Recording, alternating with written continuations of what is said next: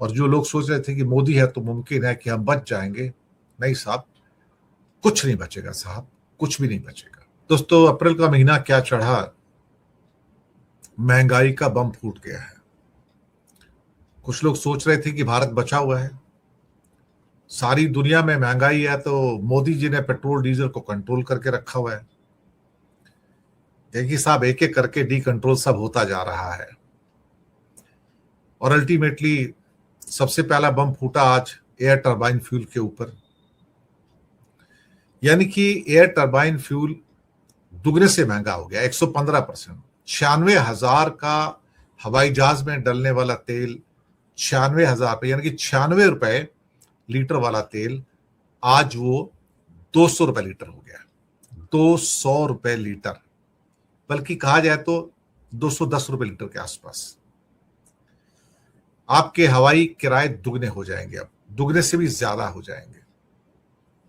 साथ में premium petrol की कीमत 11 रुपए बढ़ गई, 11 रुपए। प्रीमियम डीजल की कीमत 1.5 रुपए बढ़ गई।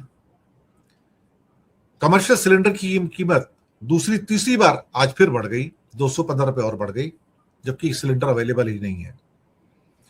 इसके अलावा कल सरकार ने पीएनजी की कीमत जो कंपनी की होती है उसको बढ़ाने का फैसला किया। उसका फर्क अब हमारे ऊपर आएगा, सीएनजी और पीएनजी के ऊपर। अब वो अनाउंसमेंट होने जा रहा है, कुछ नहीं बचेगा। आज 1 अप्रैल ब्रेड बिस्किट से लेके हवाई यात्रा सब महंगी, रेल यात्रा महंगी, ऑटो टैक्सी उबर ओला सब महंगे, बस यात्रा क्योंकि सीएनजी भी चलती है, सीएनजी महंगी, वो महंगा। साथ में आज जो जितने भी प्रोडक्ट थे उन सब का रिवाइज रेट्स आने शुरू हो गए हैं और अप्रैल पहले हफ्ते से आपको सारे रिवाइज रेट्स मिलेंगे।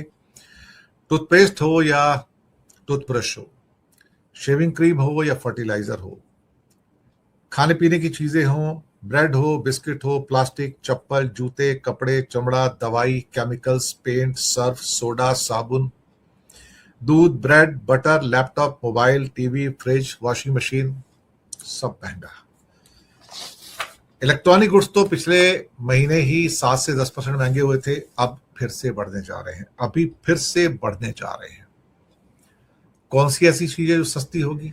जो आपके घर में दूध आता है वो भी महंगा होगा, जो चाय बनेगी वो भी महंगी होगी, चाय की पत्ती भी महंगी होगी, कुछ नहीं बचने वाला है।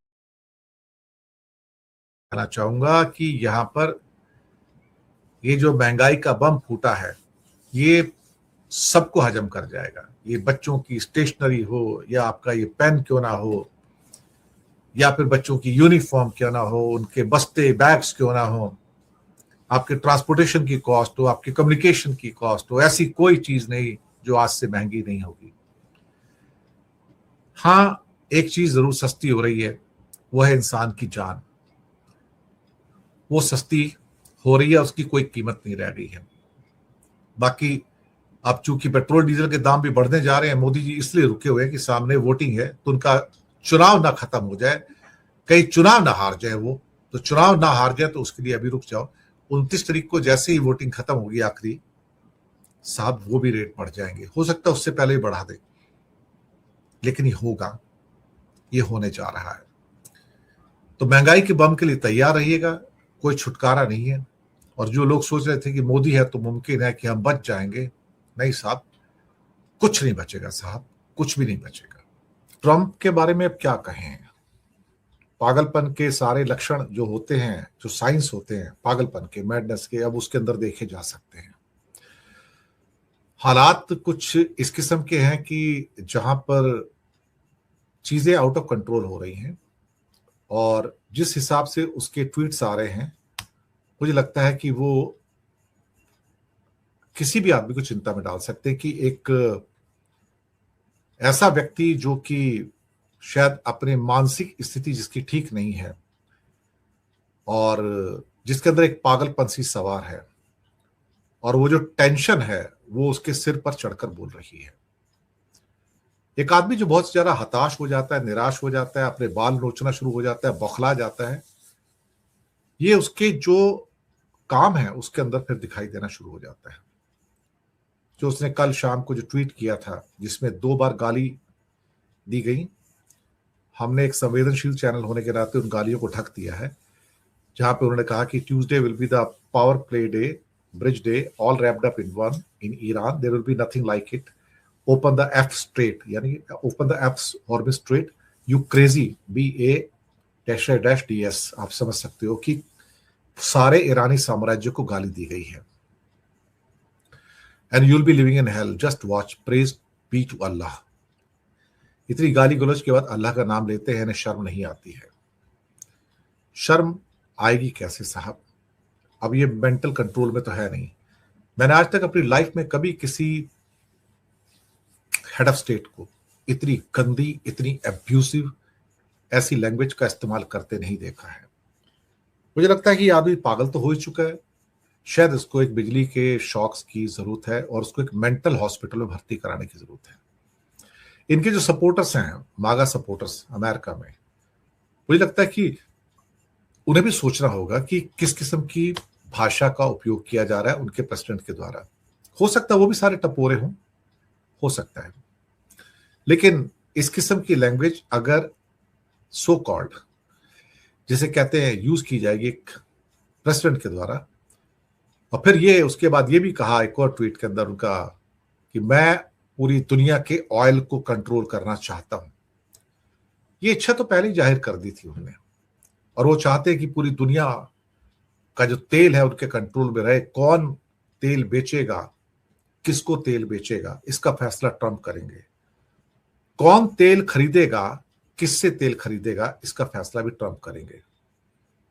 ये ऐसी स्थिति है जहां पर एक आदमी को शायद हो सकता है बिजली के झटकों की भी जरूरत हो, जो इलेक्ट्रिक शॉक दिए जाते हैं ना, जब इंसान पागल हो जाता है, तो फिर वो हो सकता है चैनल्स को ये बात कहने में थोड़ी सी दिक्कत हो, लेकिन हमें कोई दिक्कत नहीं है, क्योंकि ये आदमी अमेरिका का राष्ट्रपति बनने के लायक नहीं है साहब।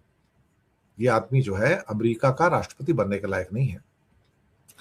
और इस समय अमेरिका में जो बढ़ती हुई महंगाई है, जो लोगों के अंदर एक किस्म से निराशा है और लोग सड़कों पे हैं, वो भी अपने आप में बहुत इंपॉर्टेंट है, बहुत ज्यादा इंपॉर्टेंट है।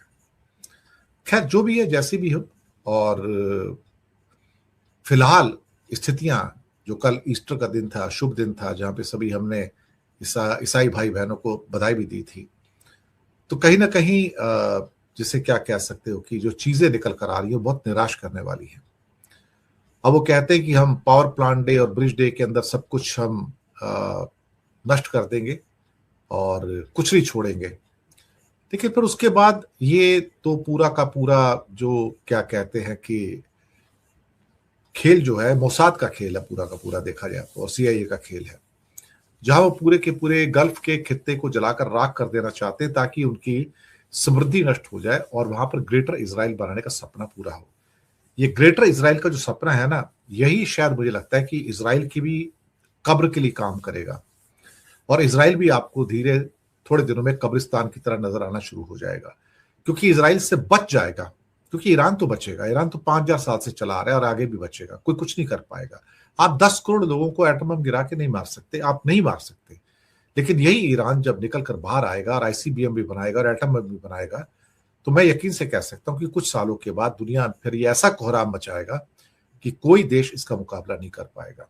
तब शायद अमेरिका को याद आएगी कि लम्हों ने खता की थी, सदियों ने सजा पाई, कि खता कौन करके गया और सजा किसको मिल रही।